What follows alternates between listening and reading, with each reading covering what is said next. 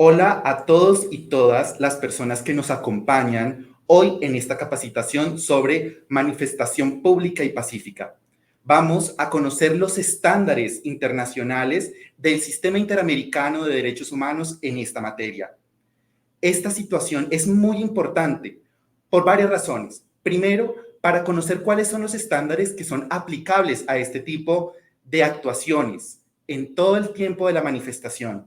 Y segundo, porque nuestros operadores jurídicos, llámese abogados, llámese funcionarios que están a cargo de la atención de estos asuntos, deben conocer estos estándares para prevenir situaciones que probablemente lleven a la responsabilidad del Estado, ya sea en sede interna o en sede internacional. A continuación, les voy a presentar unas diapositivas para compartir esta clase y sobre todo mostrarles cuál va a ser el desarrollo que vamos a tener durante toda esta sesión.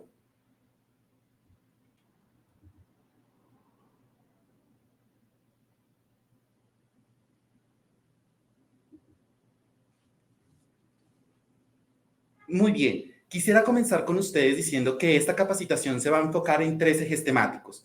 El primer eje temático es acerca de una introducción sobre qué es el Sistema Interamericano de Protección de Derechos Humanos. El segundo eje temático va a tratar la naturaleza de los documentos que profiere el Sistema Interamericano de Protección de Derechos Humanos. Y el tercer eje temático que vamos a trabajar son los estándares en materia de manifestaciones públicas y pacíficas desarrollados por este sistema. Respecto del Sistema Interamericano de Protección de Derechos Humanos, es importante que nosotros tengamos en cuenta que este sistema está compuesto por dos tipos de organismos. Primero, por la Comisión Interamericana de Derechos Humanos, quien es un órgano cuasi judicial que fue creado con anterioridad a la Corte Interamericana de Derechos Humanos en la Carta de la Organización de Estados Americanos. Esta Comisión Interamericana de Derechos Humanos tiene la facultad, desde el Tratado de la Organización de Derechos Humanos, de contribuir, de facilitar, de garantizar y sobre todo de explorar en todos los estados americanos la prevención respecto de los derechos humanos. ¿Cómo funciona la comisión? La comisión, digamos que profiere y tiene distintos tipos de actuaciones. Ella actúa a través de las relatorías especializadas, como por ejemplo las relatorías sobre libertad de expresión. También puede actuar a través de peticiones y casos individuales que presentan las personas por unas posibles violaciones a sus derechos humanos. También actúa a través de informes que presenta respecto de la situación de derechos humanos frente a un estado en particular. También actúa en grupos de trabajos específicos en varias temáticas. También puede realizar visitas de trabajo, visitas in loco, etcétera. La Comisión Interamericana de Derechos Humanos entonces profiere una multiplicidad de documentos, porque no solamente profiere informes donde evalúa un caso individual, sino que puede proferir informes donde se evalúe una temática general, como por ejemplo la que se profirió en materia de manifestaciones públicas y pacíficas. O puede incluso también presentar informes sobre cuestiones específicas de un determinado estado, por ejemplo, de la situación de derechos humanos en Venezuela, en Colombia, en Nicaragua, etcétera. Desde esta perspectiva, es muy importante que nosotros tengamos en cuenta que la Comisión Interamericana de Derechos Humanos tiene funciones mucho más allá de ser un órgano judicial para resolver una controversia entre dos personas. Tiene una función mucho más política, mucho más de prevención, de explorar y difundir todo lo que tiene que ver con los derechos humanos dentro de la región. Por esta razón, se habla y se denomina como un órgano cuasi judicial, porque sus funciones no se agotan, y lo repito, en el tema de decidir una controversia entre una persona y un Estado. Por contra, la Corte Interamericana de Derechos Humanos, que es un órgano creado por la Convención Americana sobre Derechos Humanos, es decir, es posterior al Tratado de la Organización de Estados Americanos, sí tiene la función judicial, es decir, de administrar justicia, de decidir un conflicto entre una persona y un Estado. Desde esa perspectiva, la Corte Interamericana de Derechos Humanos profiere sentencias, decisiones y también puede proferir cuando el tratado o cuando los estados así lo soliciten, opiniones consultivas sobre la interpretación de la Convención Americana sobre Derechos Humanos o de cualquier otro tratado del Sistema Interamericano de Derechos Humanos frente al cual la Corte Interamericana tenga competencia. Desde esta perspectiva, por contra a lo que ocurre con la Comisión, la Corte Interamericana de Derechos Humanos solamente tiene esas dos funciones: ser un órgano de, si se quiere, consultivo de interpretación y, en segundo lugar, un adjudicador de responsabilidad. Ahora bien, teniendo en cuenta, digamos, esa breve exposición sobre los órganos del sistema y los tipos de información que profieren, es importante que nosotros tengamos en cuenta cuál es la naturaleza de las decisiones que profieren los órganos del sistema interamericano. Y yo creo que para entrar específicamente en la respuesta, debemos tratar de dividir dos niveles: lo que ocurre a nivel internacional y lo que ocurre a nivel nacional. Por una parte, en relación con el derecho internacional, es muy importante que nosotros tengamos en cuenta cuáles son las fuentes del derecho internacional. Y desde esa perspectiva, tenemos que hablar del Estatuto de la Corte Internacional de Justicia, el artículo 38, bastante citado por todos los internacionalistas, en donde se encuentran las fuentes clásicas del derecho internacional. Allí se enlistan como fuentes principales los tratados, la costumbre internacional y los principios generales del derecho internacional. Por contra, también tenemos las fuentes auxiliares, la jurisprudencia y la doctrina. Todas estas fuentes están enlistadas en el artículo 38 del Estatuto de la Corte Internacional de Justicia. Sin embargo, hay que hacer dos reflexiones. La primera: las fuentes del derecho internacional no se agotan en ese artículo 38, porque, por ejemplo, los actos unilaterales que no están enlistados también son fuente de derecho internacional. Y además, esto que se denomina el hard law, es decir, derecho vinculante, derecho duro, también tenemos que complementarlo con unos documentos que recientemente han adquirido bastante relevancia en lo que tiene que ver con las fuentes del derecho internacional, particularmente aquellas cuestiones que se denominan soft law.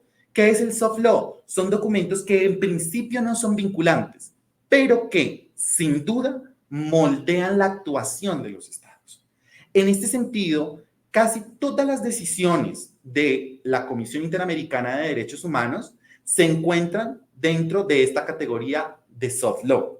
Es decir, fuentes que en principio no son vinculantes, pero que sin duda moldean la actuación de los estados. Entonces, la respuesta en el derecho internacional frente a las decisiones que profieren los órganos del sistema, primero, en relación con la Comisión Interamericana, las podemos clasificar como fuentes de soft law. Y en segundo, en relación con la Corte Interamericana de Derechos Humanos, la podemos clasificar como jurisprudencia, como un criterio auxiliar. No obstante, es importante decir que tanto las decisiones de la Corte Interamericana de Derechos Humanos como de la Comisión Interamericana de Derechos Humanos están sustentadas en fuentes principales. ¿Cuál fuente principal? Los tratados internacionales, es decir, en particular, la Convención Americana sobre Derechos Humanos. Ahora bien, bajando al punto nacional, ¿qué valor tienen las recomendaciones de la CIDH en el ordenamiento jurídico colombiano? Y aquí es muy importante que nosotros empecemos a distinguir las distintas funciones que tiene la Comisión Interamericana de Derechos Humanos. ¿Por qué digo esto? Porque la Comisión Interamericana, como lo veíamos señalando, profiere a veces decisiones frente a la situación de un Estado en general y profiere recomendaciones de manera bastante amplia que muchas veces están dirigidas a transformar realidades. Y desde esa perspectiva, la Corte ha entendido que esas decisiones que profiere la CIDH son vinculantes, pero también tienen que tener en cuenta que no son exigibles de manera directa o de manera directa o eficaz o pronta, por ejemplo, a través de mecanismos como la acción de tutela. Sin embargo, sí ha dicho que son obligatorios y que sí se deben tratar de cumplir precisamente porque la CIDH tiene una función, un rol importante dentro del sistema interamericano frente al cual Colombia es parte. También debemos diferenciar, por ejemplo, los casos de las medidas cautelares o de las recomendaciones en los casos individuales. ¿Por qué eso es importante? Porque aquí la Corte Constitucional ha hecho una distinción, diciendo que las medidas cautelares y en el caso de los informes de las recomendaciones que se profieren en casos y peticiones individuales, sí son exigibles directamente y deben cumplirse. Desde esa perspectiva, son una obligación para el Estado.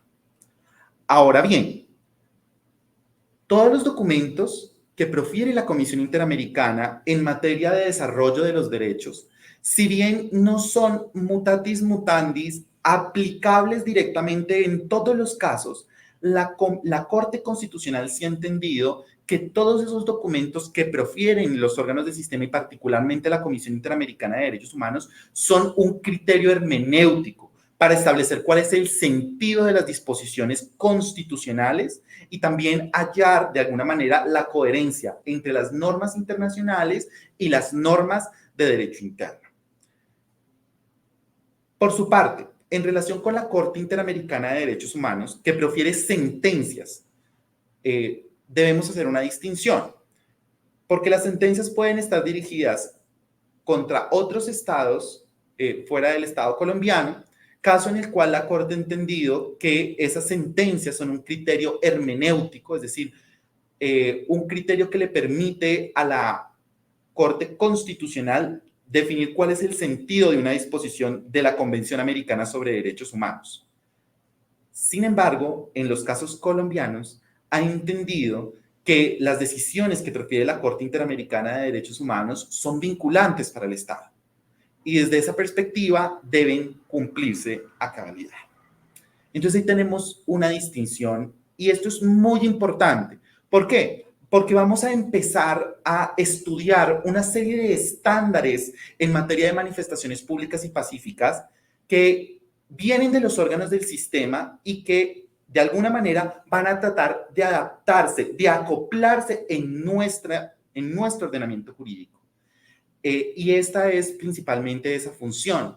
Por eso debemos tener claro que para nosotros todos estos instrumentos, todos estos estándares que vamos a ver son relevantes al momento de, primero, decidir cómo vamos a actuar y segundo, acercarnos o aproximarnos a defensas o a estrategias de defensas, de litigio, que sean razonables y que procuren salvaguardar esa coherencia entre el derecho interno y el derecho internacional. Todo en clave de prevención del daño antijurídico. Ahora bien, vamos a entrar a nuestro tercer pilar, que ahora sí es el grueso de esta capacitación, que tiene que ver con el marco jurídico de la protesta social en el sistema interamericano. En primer lugar, yo quiero decirles que las manifestaciones públicas y pacíficas, este derecho, que como lo vamos a ver, es, digamos, recogido por varios instrumentos interamericanos, ha tenido un gran desarrollo por parte de 4 instrumentos internacionales. Primero, de la Declaración de los Derechos del Hombre. En la Declaración de los Derechos del Hombre, en el artículo 21, se habla que toda persona tiene derecho a manifestarse públicamente. En segundo lugar, la Convención Americana sobre Derechos Humanos, vamos a ver que consagra 3 derechos que son importantes y sobre los cuales se ha cimentado, se ha fundamentado el derecho a la manifestación pública y pacífica. Por su parte, el Protocolo de San Salvador, que es el protocolo que se refiere a los derechos económicos, sociales y culturales, ha entendido este derecho como una parte importante del derecho de reunión y particularmente lo ha asociado a un tema fundamental como es el derecho a la huelga. Y finalmente, la Carta Democrática Interamericana, que habla precisamente de la participación en los asuntos públicos de las personas como un eje fundamental de la democracia. Y por esta razón, las manifestaciones públicas y pacíficas deben ser entendidas precisamente como un ejercicio de esa potestad democrática que tenemos absolutamente todas las personas. Desde esa perspectiva, este es el marco, si se quiere, jurídico que consagra este derecho a las manifestaciones. Ahora bien, ya enfocándonos particularmente en la Convención Americana sobre Derechos Humanos, tenemos que hablar de tres tipos de derechos. Primero, la libertad de expresión, consagrada en el artículo 13. Y esa libertad de expresión se refiere a que toda persona tiene derecho a pensar, a expresarse libremente. Este derecho comprende, por ejemplo, buscar, recibir, difundir información de todas las ideas, de toda índole, sin consideración de fronteras, ya sea escogiendo el método, oralmente, por escrito, en forma impresa, en forma artística o por cualquier otro procedimiento que la persona elija. En relación con el derecho de reunión consagrado en el artículo 15, la Convención Americana sobre Derechos Humanos reconoce el derecho a la reunión pacífica y sin armas. El ejercicio de este derecho solamente está supeditado a unas restricciones previstas en la ley y que obviamente deben ser necesarias para una sociedad democrática en interés de la seguridad nacional, de la seguridad o del orden público. En relación con la libertad de asociación, consagrado en el artículo 16, toda persona tiene derecho a asociarse libremente con cualquier fin, fines ideológicos, fines religiosos, políticos, económicos, laborales, sociales, culturales, deportivos o cualquier otra finalidad que la persona elija o que ese grupo de personas elija. Desde esa perspectiva, estos tres derechos agrupados conforman lo que es ese corpus iuris interamericano relacionado con las manifestaciones públicas y pacíficas. De ahí se deduce el derecho a que toda persona puede manifestarse pública y pacíficamente. Y esto es muy importante por varias razones. Primero, porque debemos entender que cuando hablamos de manifestaciones públicas estamos en ejercicio de un derecho humano consagrado en un tratado que claramente implica conocer cuáles son los estándares para proteger este derecho y también qué límites tiene este derecho. Desde esa perspectiva, si ya tenemos en cuenta que la protesta pacífica es un derecho, es importante conocer respecto del sistema interamericano de derechos humanos y particularmente de la Convención Americana sobre Derechos Humanos, ¿qué deberes tenemos todos en relación con este derecho? Al respecto, la Convención Americana consagra en sus artículos primero y segundo unos deberes generales respecto de todos los derechos consagrados en la Convención. El primer deber general es un deber general de respeto. ¿Qué es el deber de respeto? Es un deber, es una obligación de abstención. Básicamente es evitar que cualquier persona dentro del Estado se inmiscuya en el ejercicio de un derecho humano de manera arbitraria. Funciona como una capa de protección. Toda persona tiene derecho a que le respeten el ejercicio libre de su derecho, sin ningún tipo de injerencias por parte del Estado o de terceros que puedan afectar ese ejercicio del derecho de manera arbitraria. Por su parte, también tenemos el deber de garantía. Este deber de garantía ya no es respecto de obligaciones negativas de abstención, de no hacer, el Estado no puede entrometerse a mi derecho, sino por el contrario, de ofrecer obligaciones o garantías de carácter positivo. Es decir, el Estado tiene el deber de hacer algo para procurar que ese ejercicio de ese derecho se pueda llevar a cabo.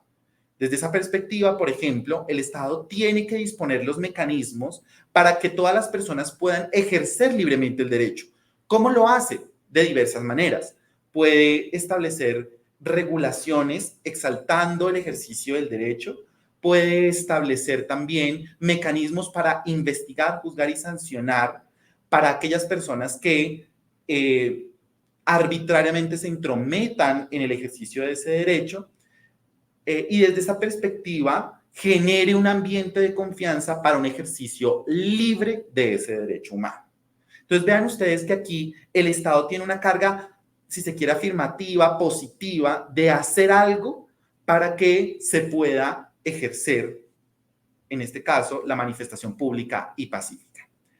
Y un tercer deber general que tienen los estados en relación con todos los derechos humanos consagrados en la Convención es el de modificar, deber de adecuar las normas del derecho interno. Y esto implica modificar, expulsar, incluir normas en el derecho interno que posibiliten el ejercicio de ese derecho humano. Esto es muy importante. ¿Por qué? Porque muchas veces los ordenamientos jurídicos internacional y nacional se contraponen en ciertos aspectos. Lo importante es hacer que estos dos ordenamientos se hablen. Y por eso es importante que al hablarse no existan normas que sean eminentemente contrarias unas a las otras. En este caso, la Convención Americana sobre Derechos Humanos impone un deber a los estados que suscriben esta convención para que adecúen su ordenamiento jurídico interno a los estándares dispuestos en la Convención Americana sobre Derechos Humanos. Una vez visto esto, estos tres, digamos, obligaciones generales, ahora sí me voy a centrar respecto de estas obligaciones generales, cuáles son los deberes que tiene particularmente el Estado en relación con las manifestaciones públicas y pacíficas. Frente al deber de respeto, como ya lo decíamos, el deber de respeto implica abstención por parte del Estado, es decir, de no entrometerse arbitrariamente en el ejercicio del derecho. Desde esa perspectiva, el primer estándar respecto de la manifestación pública es que toda persona tiene derecho a protestar y esas personas pueden reunirse y protestar sin necesidad de una autorización previa. ¿Eso qué implica? Que las personas, perdón, que las autoridades no le pueden exigir a los manifestantes tener una autorización previa para poder llevar a cabo su manifestación. En muchos estados de la región incluso existe el tema del anuncio previo, respecto del cual la Comisión Interamericana de Derechos Humanos, en su informe sobre manifestaciones públicas y pacíficas, ha establecido que este anuncio previo puede llegar a darse siempre que ello no implique que una autoridad deba pronunciarse en favor a ese anuncio previo o no, o como un requisito sine qua non para llevar a cabo una manifestación pública. Es decir, el requisito del anuncio previo no puede ser un requisito de legalidad para saber si se puede o no manifestar un determinado grupo o una determinada o una persona pública y pacíficamente. Eso hay que tenerlo muy en cuenta. En segundo lugar, frente al deber de las manifestaciones públicas y pacíficas, las personas y los grupos de personas también tienen el derecho a elegir el contenido y el mensaje de la protesta.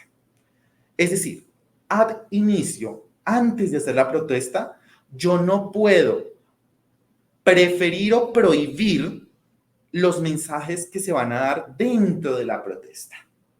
Y esto es muy importante. ¿Por qué? Porque, por ejemplo, si las personas deciden pronunciarse en favor de los derechos de los maestros, de las personas de la comunidad LGTBIQ+, de las personas digamos, contra la discapacidad, de si estoy o no a favor del aborto, el Estado no puede prohibir cuál va a ser el mensaje de esa manifestación. No puede prohibir que yo me vaya a manifestar, por ejemplo, en favor de los derechos de los trabajadores, porque si no estaría censurando el mensaje que yo quiero dar con la protesta y que es claramente, precisamente, uno de los derechos de libertad de expresión, de difundir las ideas, un contenido protegido por la Convención Americana sobre Derechos Humanos. Tal vez la única limitación que impone los derechos humanos tienen que ver con aquellos casos en donde las manifestaciones públicas y pacíficas se dirijan, por ejemplo, a incentivar cuestiones como el odio. Entonces, en esos casos de la apología al odio, de la apología, digamos, a la violencia, etcétera, se ha entendido que esos mensajes pueden estar restringidos en los estados democráticos de la región. En tercer lugar, el derecho a escoger el tiempo y lugar de la protesta. Aquí es muy importante que nosotros tengamos en cuenta que la protesta por su propia naturaleza, porque implica un ejercicio libre y espontáneo, no solamente para expresarme en lo que quiero, sino también porque, como lo veíamos desde la Carta Democrática, también le da la perspectiva democrática de las personas a participar en los asuntos públicos, para que ellas sean escuchadas, pues eligen métodos, tiempos y lugares que claramente les permita llegar a tener ese mensaje. Y eso implica que para poder tener ese grado de audiencia, de ese aspecto, digamos, de ser llamativos, pueden escoger un tiempo y lugar donde se hagan visibles. Desde esa perspectiva, el derecho a la manifestación pública y pacífica también protege esa situación de escoger el tiempo, que sea un domingo, un martes, en las horas pico, en horas, digamos, no pico, todo el día, toda la noche, etcétera, o el lugar de la protesta, que sea en una plaza pública, que sea en la calle más concurrida, que no sea en la calle más concurrida, etcétera. Es decir, implica también la elección de los manifestantes, de saber en qué momento es el momento oportuno para ellos para llevar a cabo esa manifestación y en qué lugar podrían tener, digamos, esa visibilidad o llevar a cabo esa manifestación. Es decir, les protege el derecho a ser estratégicos tanto en el tiempo como en el lugar.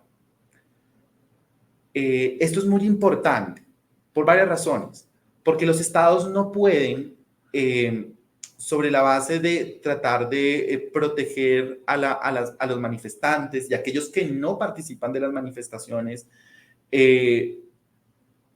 por ejemplo, establecer lugares específicos donde se puedan llevar a cabo las manifestaciones o momentos específicos donde se puedan llevar a cabo ellos. Ello coarta esta elección de elegir el tiempo y el lugar en el que se va a realizar la protesta.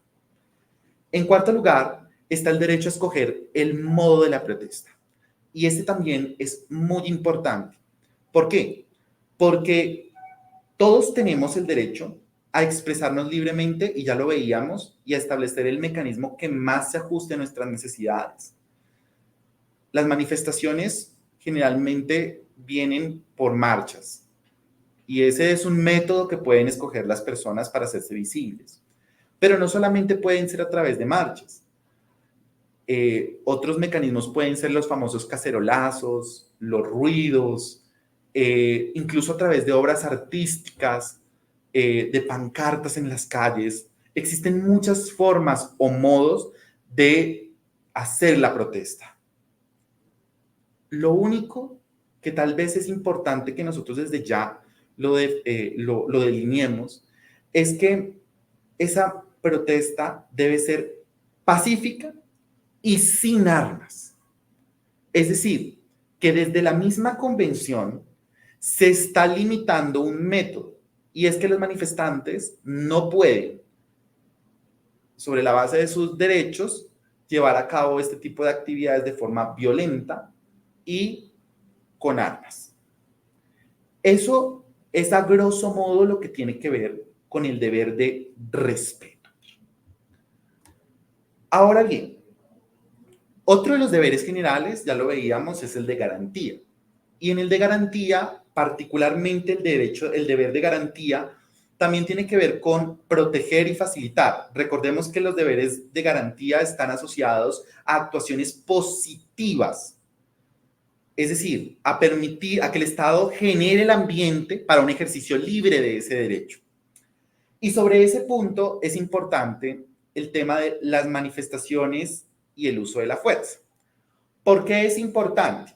Porque el uso de la fuerza, en principio, puede ser utilizado para proteger también a los manifestantes. O también puede ser usado para que en aquellos eventos en los que se escale la protesta y ya deje de ser una manifestación pública o pacífica y se convierta en una actuación violenta, se pueda controlar esa actuación violenta. Entonces, esta relación entre el uso de la fuerza y la protección de las manifestaciones, que la vamos a trabajar más adelante por ser un tema supremamente esencial, es indispensable.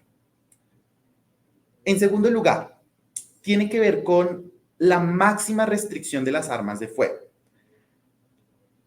En el tema de la protesta, es importante que nosotros tengamos en cuenta que los estándares del sistema interamericano exigen, primero, que cuando se trata de situaciones respecto de que puedan llegar a escalar la violencia o que puedan en algunos momentos mostrarse un poco agresivas esas manifestaciones, las personas que están o que atienden ese tipo de manifestaciones deben tratar de, en todo caso, no utilizar armas de fuego. Y por lo tanto, el Estado está en el deber de utilizar armas no letales para tratar de controlar esos eventos de pronto agresivos. En segundo lugar, en este mismo estándar, no solamente hablamos de que hay eventos en los que debo usar armas no letales, sino que hay eventos en los que efectivamente se pueden utilizar armas de fuego, porque a veces la violencia y la tensión a ese grado lleva, obviamente, con los principios de legalidad, fin legítimo, necesidad y proporcionalidad, que los veremos más adelante, a tomar la decisión de utilizar armas de fuego.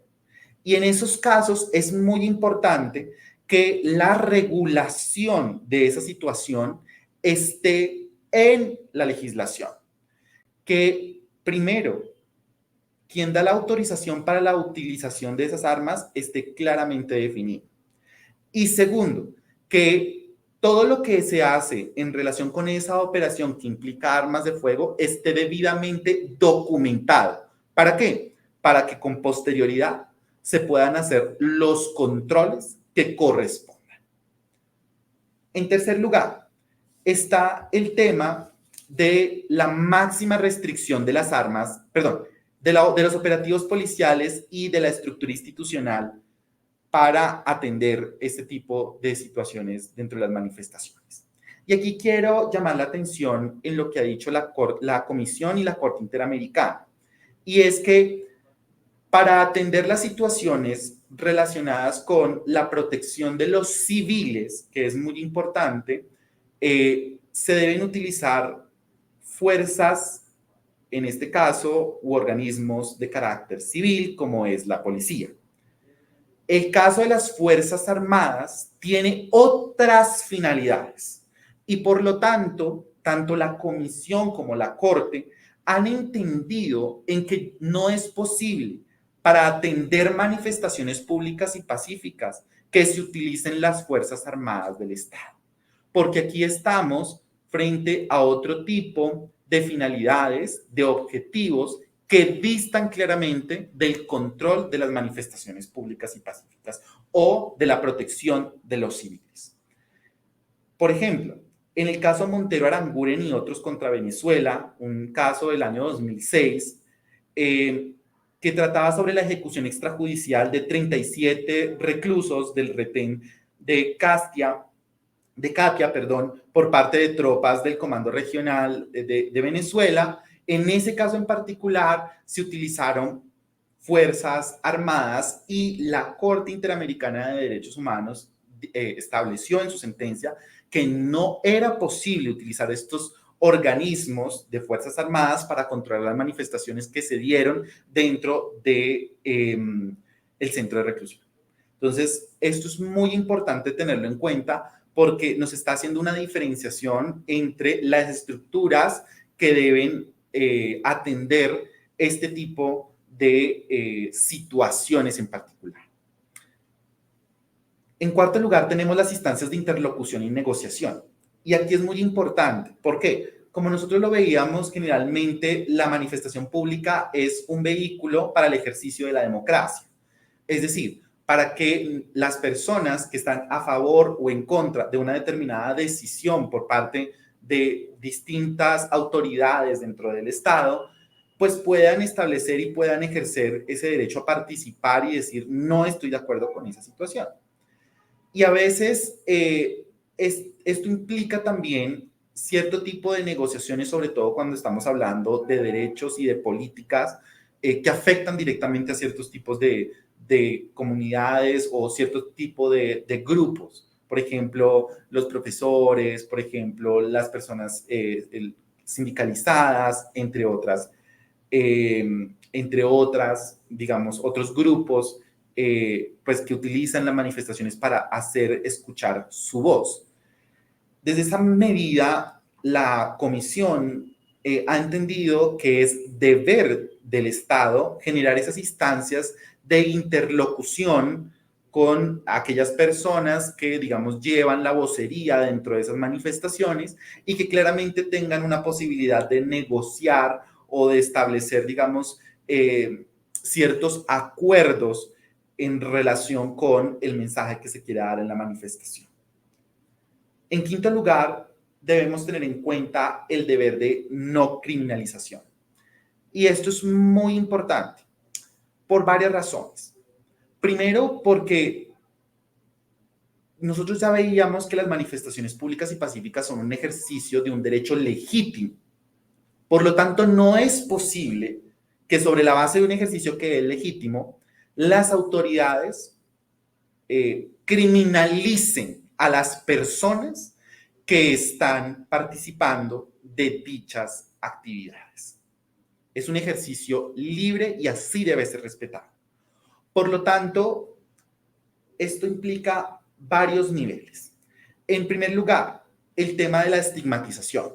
No es posible que se estigmatice a los participantes dentro de las protestas sociales. Llamarlos vándalos, llamándolos terroristas u otros, digamos, pronombres peyorativos que lo que hacen es desincentivar el ejercicio de un derecho humano.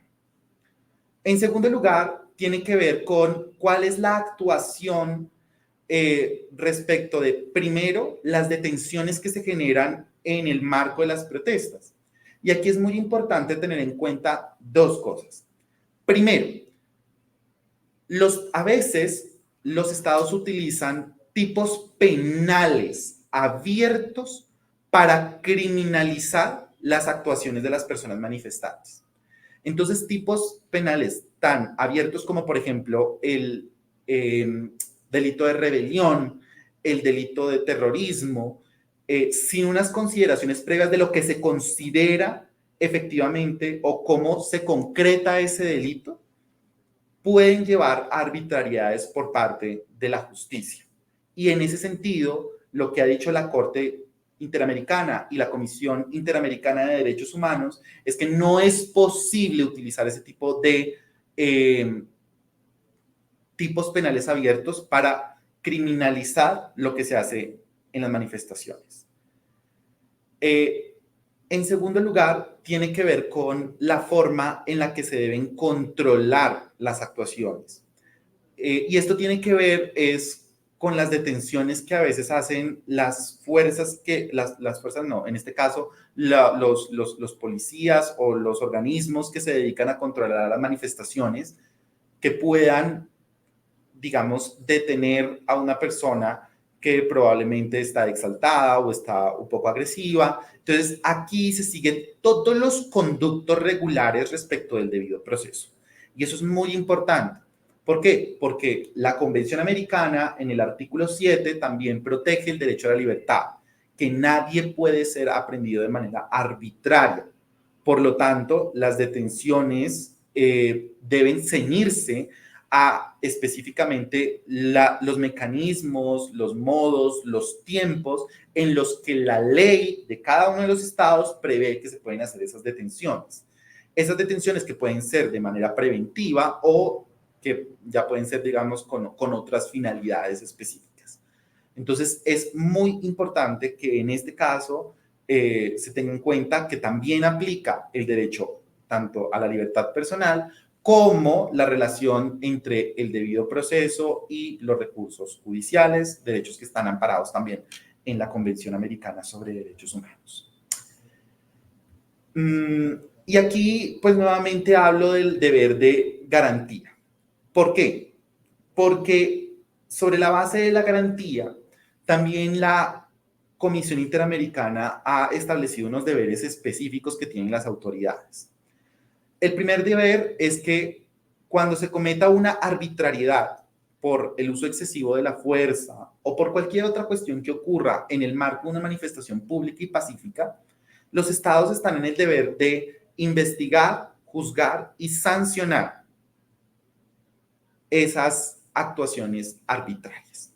Entonces, si en el marco de una manifestación una persona sufre una lesión que en todo caso la produce una autoridad estatal de manera arbitraria, esa situación se debe investigar y se debe establecer las responsabilidades a que haya lugar.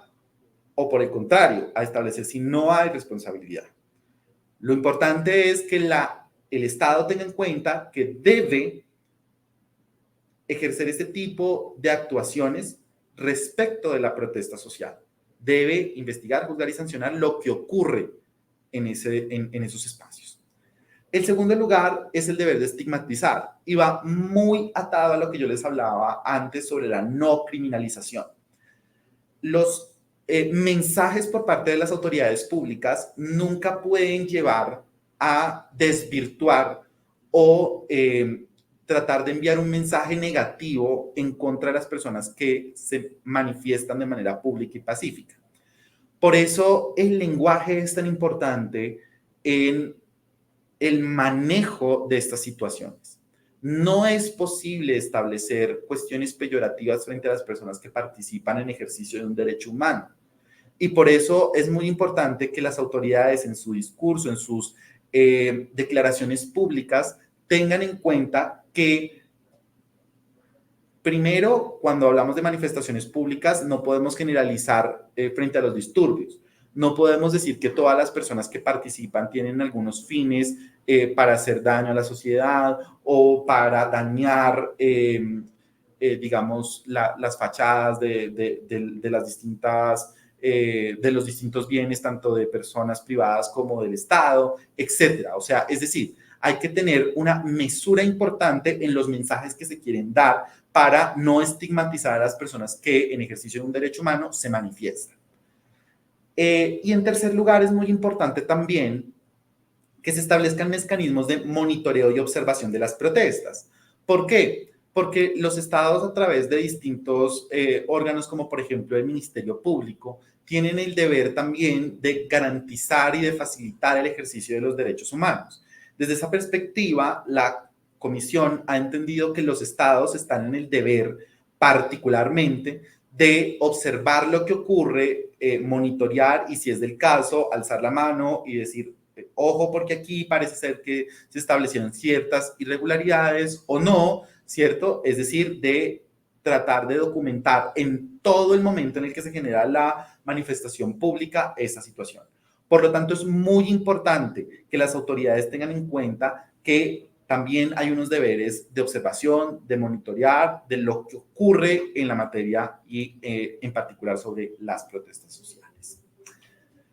Bien, siendo de esta forma, digamos, estos son los deberes generales que tiene y ya las particularidades específicas que tiene cada uno de esos deberes generales en el tema de las manifestaciones, esas concreciones de las que les había hablado.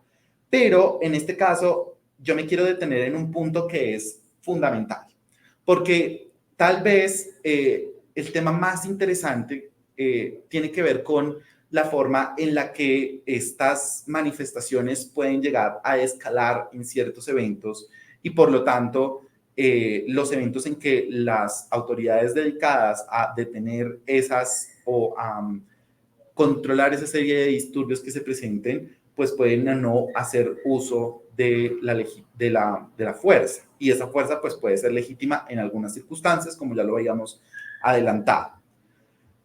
Para ese, digamos, objetivo, es importante tener en cuenta que tanto la Comisión como la Corte han aplicado unos criterios muy interesantes y muy importantes al momento de analizar si el uso de la fuerza es legítimo o no. ¿Y cuál es nuestro marco de referencia? Nuestro marco de referencia, pues siempre es el Código de Conducta de Naciones Unidas, y es que los funcionarios encargados de hacer cumplir la ley pueden usar la fuerza solo cuando sea necesario en la medida justa para el cumplimiento de sus deberes, y los principios básicos sobre el uso de la fuerza de 1990, que establecen unos parámetros para determinar la legalidad del uso de la fuerza, así como los estándares de rendición de cuentas y la revisión de las medidas tomadas. De esos estándares salen, digamos, 3 objetivos importantes, y yo le añadiría un cuarto objetivo importante. En primer lugar, la legalidad. La legalidad tiene que ver con que el uso de la fuerza debe estar dirigido a lograr un objetivo legítimo. Un objetivo legítimo que debe estar en el marco regulatorio que contemple la forma de actuación de ese cuerpo que se dirige a controlar ese tipo de actividades. Es decir, debe estar en la ley, ¿cierto? A la par de la legalidad está también la finalidad. La finalidad para atender esas situaciones debe ser legítima, siempre haciendo un análisis de lo que nosotros podemos considerar en un análisis, digamos, de permitir ciertas penalidades un poco amplio, ¿sí? Es decir, yo, por ejemplo, para entrar con el uso de la fuerza, cuando he entendido que es posible tener una finalidad legítima, por ejemplo, la protección de las otras personas que participan de las manifestaciones públicas. Entonces, aquí tengo un deber. O también, por ejemplo, para proteger al mismo cuerpo que está atendiendo la situación. De pronto se escala una situación y ya en un ejercicio, digamos, ya mucho más violento de lo que ocurre en una protesta social, pues ya se torna, en ese caso, indispensable que para salvaguardar mi vida yo deba hacer algo. Entonces, esa es una finalidad que ha entendido la Corte es legítima. En tercer lugar o segundo lugar, la absoluta necesidad. Y es que el uso de la fuerza debe limitarse a la inexistencia o falta de disponibilidad de otros medios para tutelar la vida o la integridad de otras personas o atender el caso según las circunstancias que lo requieren. Entonces, aquí hablamos de mecanismos menos, que no existan otros mecanismos para actuar. Entonces, es decir, el Estado debe utilizar la fuerza, porque si no lo hace, necesariamente pasa o tiene una consecuencia mucho más lesiva. Entonces, aquí es muy importante tener en cuenta que ese principio de necesidad evalúa que sea el único medio que yo pueda utilizar para salvaguardar ese principio, esa finalidad que quiero proteger. Y finalmente, el tema de la proporcionalidad. Y el tema de la proporcionalidad es como, si se quiere, un balancing. Los medios y el método empleados deben estar acordes a la resistencia ofrecida y al peligro existente. Así, los agentes deben aplicar un criterio de un uso diferenciado y progresivo de la fuerza, determinando, por ejemplo, el grado de cooperación, la resistencia que presente la persona, la agresión por parte del sujeto, y emplear tácticas siempre, digamos, conciliadoras, de negociación, de un control de uso de la fuerza, ¿sí? Entonces, tratar siempre de ir subiendo el nivel dependiendo de la situación. Y esto es muy importante. ¿Por qué? Porque cuando hablamos de proporcionalidad, en realidad es como un balancing entre que lo que yo haga no resulte más lesivo para los principios que yo quiero salvaguardar, ¿sí? Entonces, siempre debo tratar de hallar ese justo medio, ¿sí? Claro, hay veces en que la persona está obligada sí o sí a utilizar el uso de la fuerza, pero lo que les digo, siempre de manera escalonada. Yo no utilizo, por ejemplo, de una vez, no es posible utilizar de una vez las armas de fuego cuando la persona, por ejemplo, está desarmada, Si bien puede ser muy violenta, de pronto utilizar la fuerza en ese caso o una extrema fuerza, pues no resulta proporcional para estos efectos. Entonces, es muy importante que en esos casos pues se evalúe, digamos, de manera concreta este principio de proporcionalidad. Bien, teniendo en cuenta eso y teniendo en cuenta todo lo que hemos dicho frente a los estándares, ahora yo me quiero concentrar en dos cosas muy importantes. La primera es en las recomendaciones y observaciones que la CIDH hizo a Colombia en relación con las manifestaciones públicas y pacíficas que se dieron en algún momento. O sea, ya hoy en día la Comisión Interamericana se ha pronunciado sobre el ejercicio de las manifestaciones y la atención de las manifestaciones por una serie de situaciones que ocurrieron a finales del año 2019. Entonces, aquí sí es muy, 19-2020, perdón, en donde necesariamente es muy importante considerar cuáles son esos criterios que estableció la Comisión Interamericana. Y en segundo lugar, hablarles un poco de cuál ha sido la perspectiva desde la jurisprudencia de la Corte Interamericana de Derechos Humanos. Respecto de la Comisión Interamericana, pues se le formularon al Estado 41 recomendaciones. 41 recomendaciones que están relacionadas con diversos temas. Primero, frente a la garantía del derecho a la manifestación pública y lo que la comisión denominó un diálogo genuino. La comisión estableció o señaló que en realidad las manifestaciones, el detonante de las manifestaciones públicas y pacíficas se daban precisamente porque en el Estado o las personas no sentían un respaldo institucional y no sentían que se les estuvieran dando las garantías específicas del cumplimiento de muchas de los compromisos que en su momento se habían generado.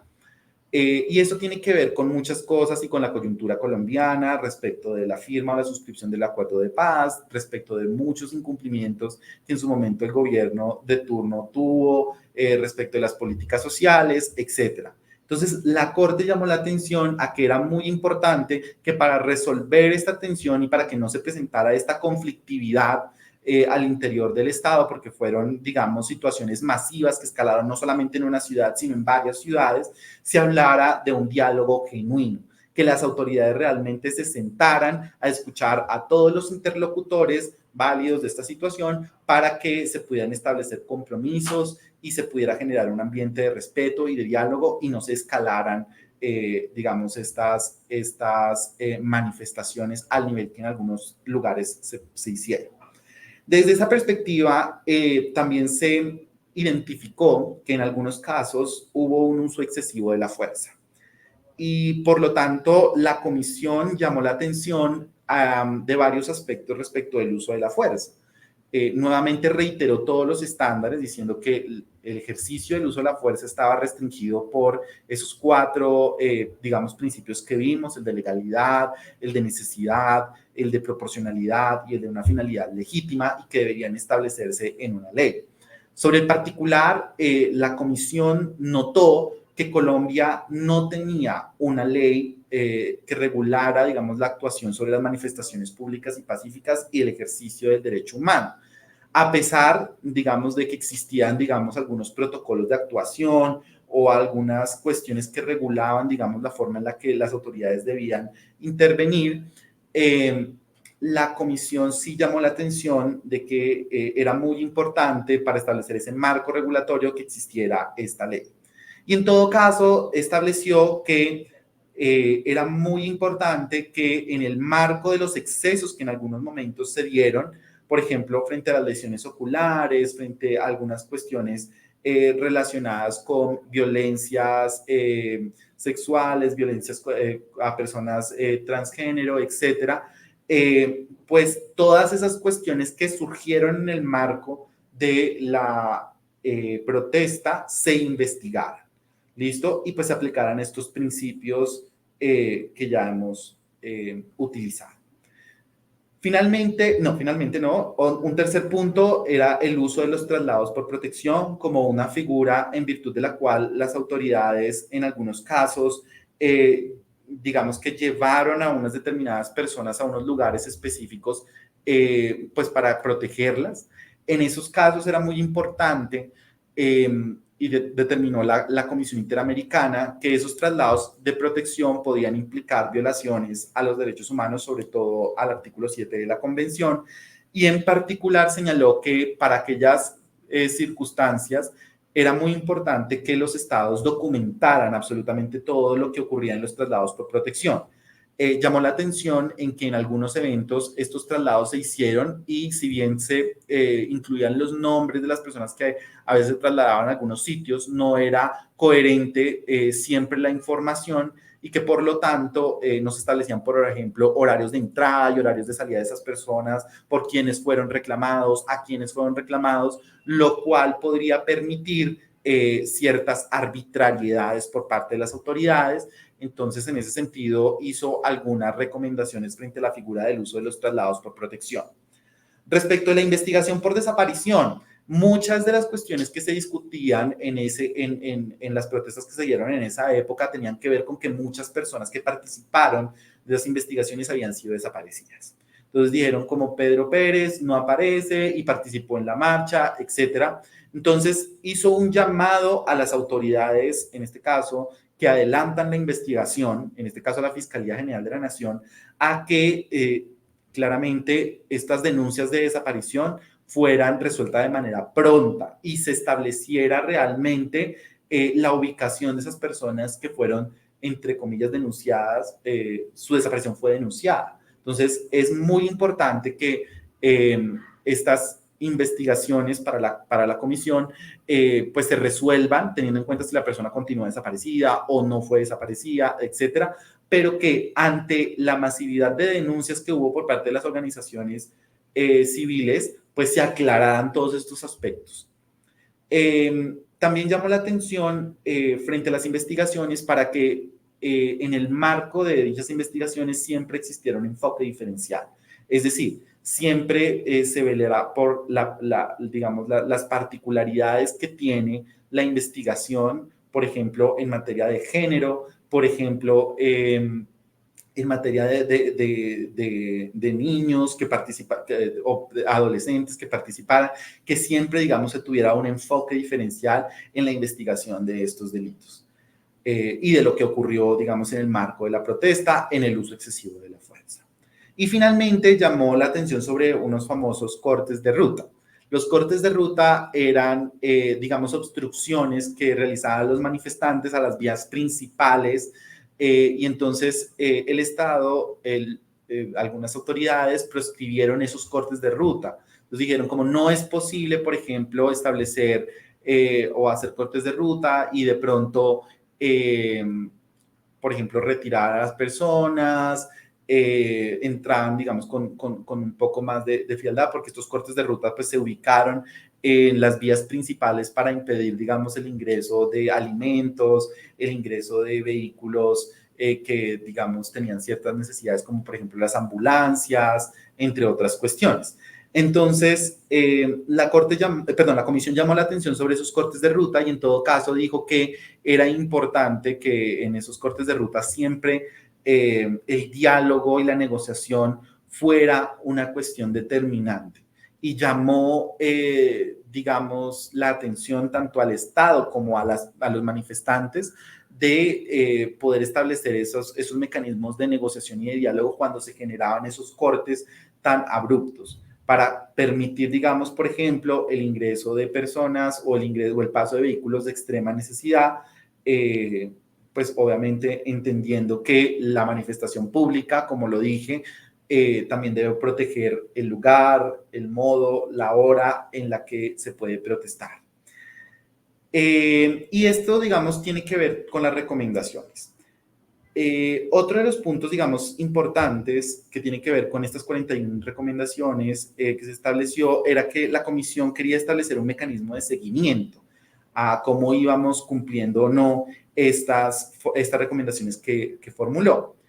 Actualmente Colombia tiene abierto este mecanismo de seguimiento respecto de estos traslados, respecto de todas estas recomendaciones que dio la comisión y pues se están presentando paulatinamente, digamos, en los informes, los avances en el cumplimiento de estas recomendaciones. Como les digo, esto es un breve resumen sobre las 41 recomendaciones que formuló, pero sí atiende, digamos, como a los puntos críticos que fueron, digamos, desarrollados en el tema de este informe.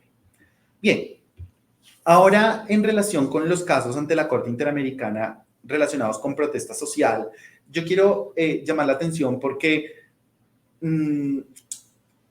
primero, lo que nosotros hemos visto hasta este momento, mucho de lo que hemos visto, claro, son estándares que ha creado la Comisión Interamericana de Derechos Humanos, que como nosotros lo veíamos, tiene un carácter de soft law en el derecho internacional, pero que nosotros nos amoldamos a nuestra conducta y algunas cuestiones las tomamos, digamos, como vinculantes en nuestro ordenamiento jurídico de manera directa.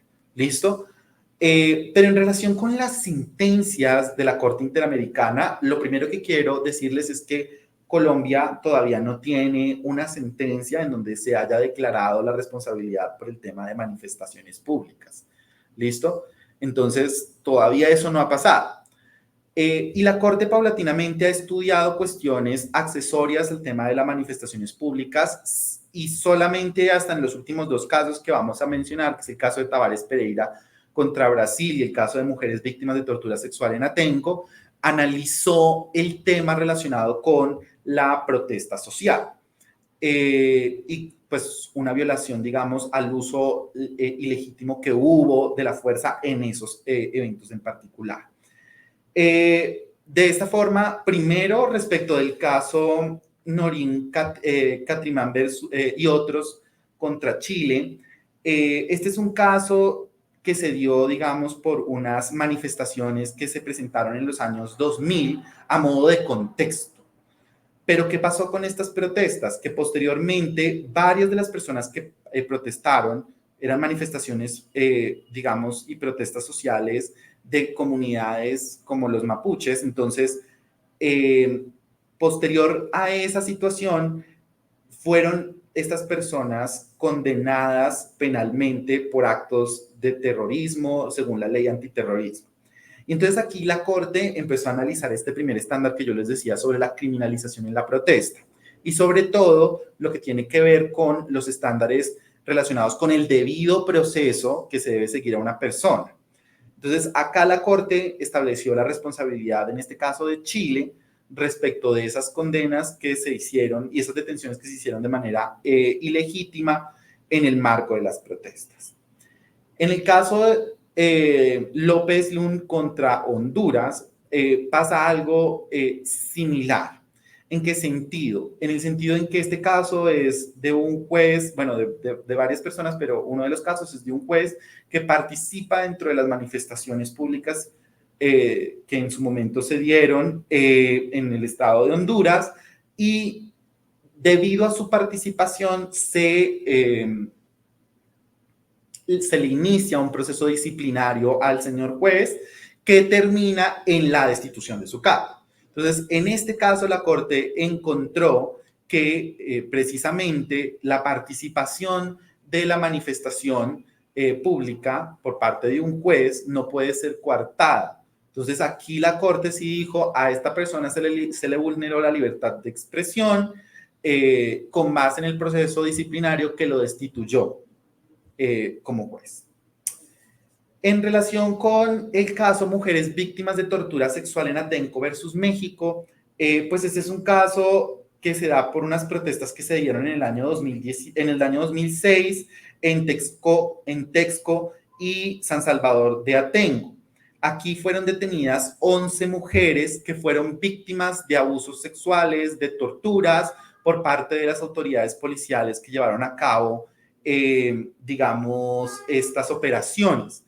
En este caso en particular, la Corte estudió el tema de la protesta y de las detenciones que se hicieron contra estas mujeres y efectivamente evaluó si se les había vulnerado el derecho a la manifestación pública y pacífica de las mujeres, porque precisamente porque estas mujeres fueron detenidas y no se les permitió su participación. Entonces, en este caso, la Corte estableció que se había vulnerado el principio de legalidad, absoluta necesidad y proporcionalidad, precisamente porque de lo que está escrito en el expediente es que las mujeres no presentaron ningún tipo, digamos, como de resistencia, etcétera, para el uso o el control y los abusos que se dieron por parte de la policía para sacarlas y detenerlas de las protestas que estaban llevando a cabo. Y finalmente tengo el caso Tavares Pereira y otros contra Brasil, que digamos trata precisamente sobre el uso desproporcionado de la fuerza contra el señor Tavares Pereira y otros 197 trabajadores y trabajadoras rurales del movimiento de los trabajadores rurales sin tierra en el año 2000. Entonces, en este caso en particular, pues ocurren unas cuestiones específicas respecto de la muerte del señor Antonio Tavares Pereira por un uso ilegítimo, digamos, de la fuerza por parte de las personas que estaban llevando a cabo la operación para el control de las protestas. Aquí la Corte verificó que frente a esta persona y frente a los 197 trabajadores, pues se habían utilizado primero gases lacrimógenos, segundo balas de goma, tercero un helicóptero frente al cual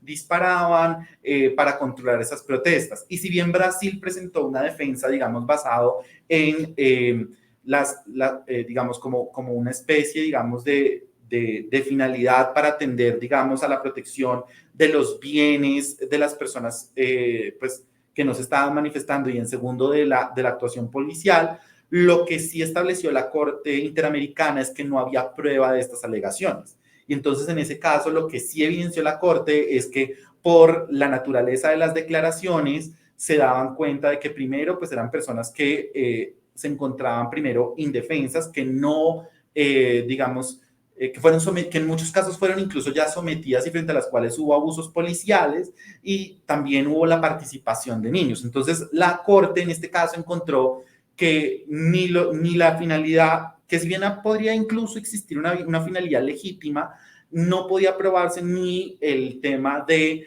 la absoluta necesidad para llevar a cabo las actuaciones que se dieron, precisamente por las circunstancias en que las vemos, y segundo, la proporcionalidad en temas de cuál fue el grado, digamos, como de resistencia que presentaron los manifestantes, para lo cual la Corte dijo se utilizaron, digamos, métodos excesivamente, digamos, abruptos contra personas que no estaban ofreciendo tal resistencia. Y en ese sentido, la Corte en este caso declaró la responsabilidad de Brasil por infringir los daños y sobre todo por la violación a la manifestación pública y pacífica de estos 197 trabajadores y de los protestantes que estaban en el lugar. Pues bien, esto son a grosso modo todo lo que tiene que ver con los estándares interamericanos. Les reitero que el objetivo de esta charla es precisamente que todas las personas que tienen en sus manos la atención de estos casos, ya sea en su diario vivir o ya sea porque tienen en algún momento que presentar algún tipo de alegato en relación con los procesos judiciales que se generan con posterioridad, es muy importante que se conozcan estos estándares del sistema para que se prevenga el daño antijurídico, no se incurra en ese tipo de violaciones y por el contrario, se trate de establecer un escenario que garantice el derecho a la manifestación pública y pacífica. Mi nombre es Leonardo Romero y les doy las gracias por este espacio tan provechoso. Muchas gracias.